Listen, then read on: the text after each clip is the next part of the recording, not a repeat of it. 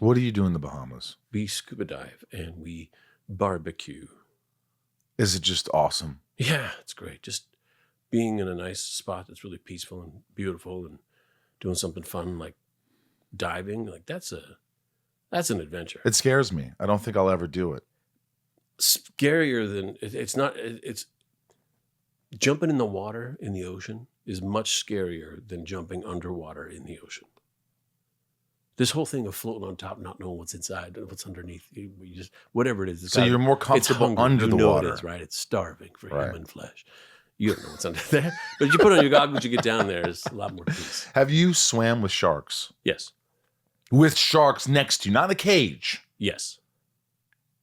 How terrifying is that? It's the first couple times it happens, you go, oh my God, there's a shark. And what about it? And then you realize they really don't have a lot of interest in you. And then you wish they could get a little closer, you get a better picture.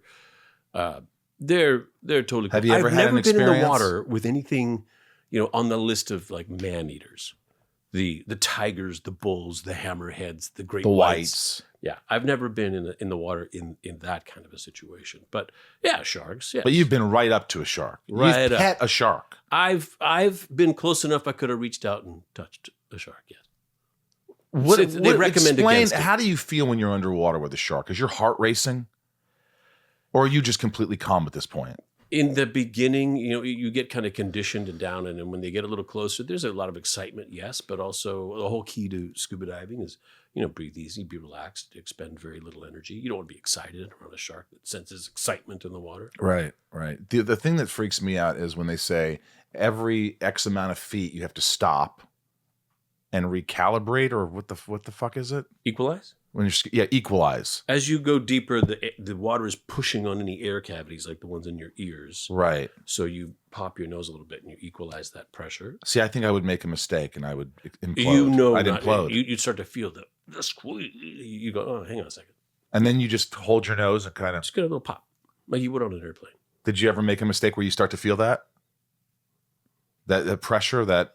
It's kind of like if you stay ahead of it. It's when you're going down. You start to, when you're acting, there are so many things that you know how to do just intrinsically. You never turn your back on the camera. You never block a light on somebody else. There's things there's things that you've learned in the beginning where it's like, oh my God, I have to keep track of all these different things. Right. But now you just do them. So as you go down, you know the pressure's going to come, so you kind of stay ahead of it. It's easier to stay ahead. I like having Nathan on the podcast because I learn a lot.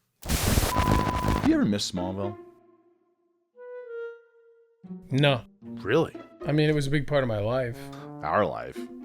Okay. I mean, you ever feel like watching an old episode and talking about stuff, No. Never. Well, would you do it for me? No. Would you do it for the fans? Yeah, why not? It'd be fun. Join Tom Welling and Michael Rosenbaum every week as they rewind every episode of Smallville and discuss their experiences with friends, fans, and co-stars. Talkville, the ultimate Smallville podcast.